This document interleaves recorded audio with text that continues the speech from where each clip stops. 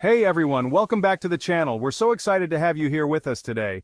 Today we're diving into the 10 weirdest countries on Earth. These are places that defy logic and challenge our understanding of what a country can be. We're talking about places with crazy laws, unique traditions, and customs that will leave you scratching your head.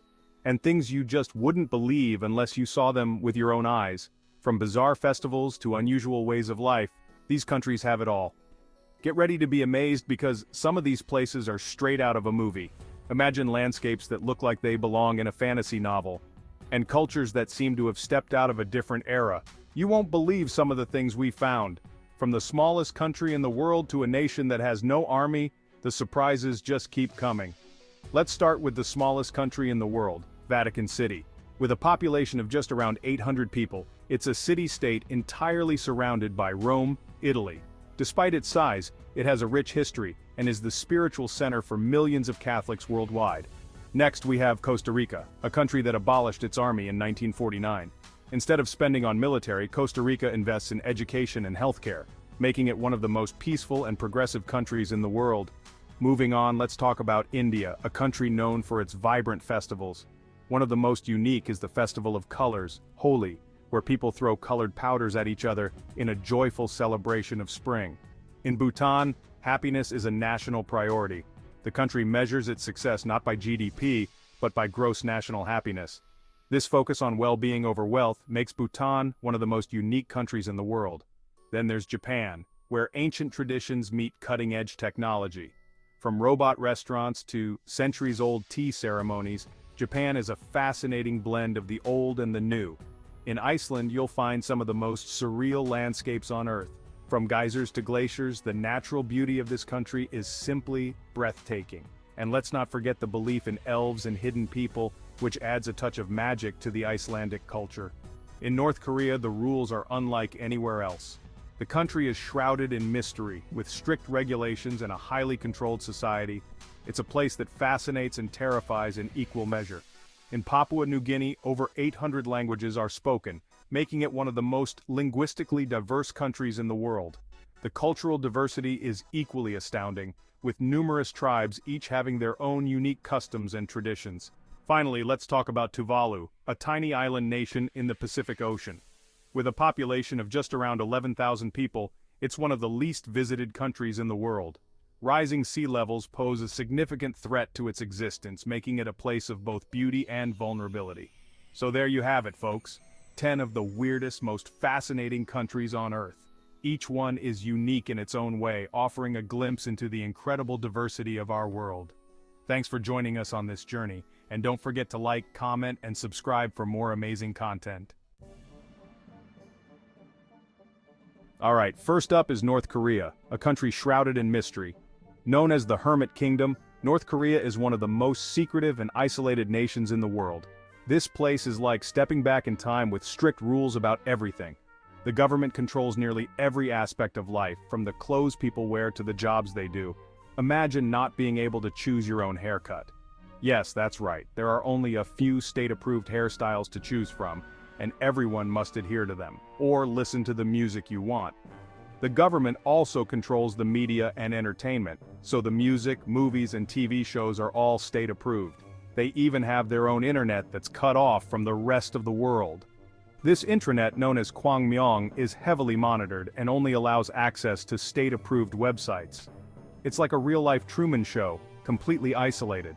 The streets of Pyongyang, the capital city, often appear eerily empty, and the citizens are frequently seen participating in state-organized events. Can you imagine living there? The citizens are required to show unwavering loyalty to their leaders, often bowing to statues and portraits of the ruling Kim family. Everyday life is filled with propaganda and a constant reminder of the state's control. Education in North Korea is also tightly controlled, with a curriculum that emphasizes the greatness of the Kim family and the importance of the state. Military parades are a common sight, showcasing the country's military might and the citizens' loyalty. Outside the cities, life in the countryside is even more challenging.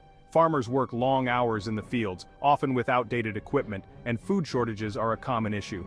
Markets are tightly regulated and the availability of goods can be unpredictable. Despite these hardships, the people of North Korea continue to persevere, finding ways to adapt and survive in this unique and challenging environment. It's a place where the past and present collide, creating a society that is both fascinating and enigmatic. The resilience and spirit of the North Korean people are truly remarkable, as they navigate life under one of the world's most repressive regimes. The Hermit Kingdom remains a land of contrasts, where tradition and modernity coexist in a delicate balance. Festivals and cultural events provide a glimpse into the rich heritage of the nation, even as the government maintains its tight grip on power.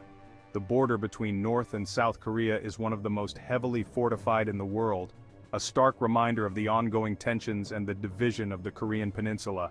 Soldiers stand guard, ever vigilant, as the world watches and wonders what the future holds for this enigmatic nation. Next, we're heading to Bhutan, a tiny country nestled in the Himalayas. These guys are all about happiness, like, literally. Instead of measuring their success by money, they use something called gross national happiness. They value things like environmental protection, cultural preservation, and good governance. Plus they wear these awesome traditional robes called gos. It's like a whole different world. Now let's talk about Vatican City, the smallest country in the world. Seriously, you could walk across the whole thing in like 10 minutes. But don't let its size fool you, it's the center of the Catholic Church and home to the Pope. We're talking about ancient art, stunning architecture, and a whole lot of history. It's like a living museum. Chapter 4. Tuvalu Sinking Paradise. Get ready to be heartbroken because our next stop is Tuvalu, a tiny island nation in the Pacific. This paradise is in serious trouble because of rising sea levels. We're talking about their homes, their culture, everything at risk of disappearing. On a lighter note, Tuvalu has the coolest internet domain name ever. TV. Talk about a conversation starter. Chapter 5. Nauru, from riches to rags. Nauru is a small island nation that was once one of the richest countries in the world, thanks to its massive phosphate deposits. These deposits were formed over thousands of years from bird droppings, creating a resource that was highly sought after for agricultural fertilizers. During its peak, Nauru enjoyed unprecedented wealth, with its citizens experiencing a high standard of living. The island's economy boomed, and it was often referred to as the Kuwait of the Pacific. But things took a turn when the phosphate ran out. The once thriving mines became barren landscapes, and the island's economy began to crumble. The government had not planned for a future without phosphate, and the sudden depletion left Nauru in a state of economic disarray. The infrastructure that had been built during the boom years began to deteriorate, and unemployment rates soared. Now they're facing some serious economic challenges. The lack of natural resources has forced Nauru to rely heavily on foreign aid and other forms of external support. The island's population has had to adapt to a new reality, one where the luxuries of the past are no longer available. Many Nauruans have left the island in search of better opportunities abroad, leading to a significant population decline. It's a reminder that even the most valuable resources can run out, and we need to be mindful of sustainability. The environmental impact of phosphate mining has left large portions of the island uninhabitable, and efforts to rehabilitate the land have been slow and challenging. Nauru's story serves as a cautionary tale about the importance of sustainable resource management and the need to plan for the future. As the world faces increasing environmental challenges, the lessons learned from Nauru's experience are more relevant than ever. We must balance economic growth with environmental stewardship to ensure that future generations can thrive. Chapter 6: San Marino, Ancient History and Medieval Charm. Hold on to your hats, history buffs, because San Marino is about to blow your mind. It's one of the oldest republics in the world, founded way back in 301 AD. We're talking about castles, cobblestone streets, and a history that spans centuries. It's like stepping into a time machine. Chapter 7: Monaco, Playground of the Rich and Famous. Get ready for some serious luxury because, well, we're heading to Monaco, a tiny country on the French Riviera. This place is known for its casinos, yachts, and extravagant lifestyle. Think fast cars, designer clothes, and champagne wishes and caviar dreams. It's the ultimate playground for the rich and famous. Chapter 8: Liechtenstein, small country, big bank accounts.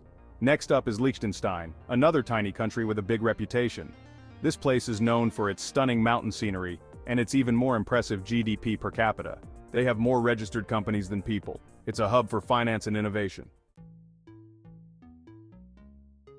Chapter 9. Andorra, Two Princes, One Tiny Country. Andorra is a small, landlocked country nestled in the Pyrenees Mountains between Spain and France. What makes it weird? Well, it's a co-principality, which means it's ruled by two princes, the Bishop of Urgel from Spain and the President of France. Talk about a unique power-sharing agreement. Chapter 10. Lesotho, the Kingdom in the Sky. Last but not least, we're heading to Lesotho, a country completely surrounded by South Africa. This place is known for its stunning mountain scenery and its unique culture. It's also home to the world's highest lowest point, which is pretty cool. If you're looking for adventure, Lesotho is the place to be. Thanks for watching. If you enjoyed this video, make sure to like, subscribe, and hit the bell icon for more amazing content.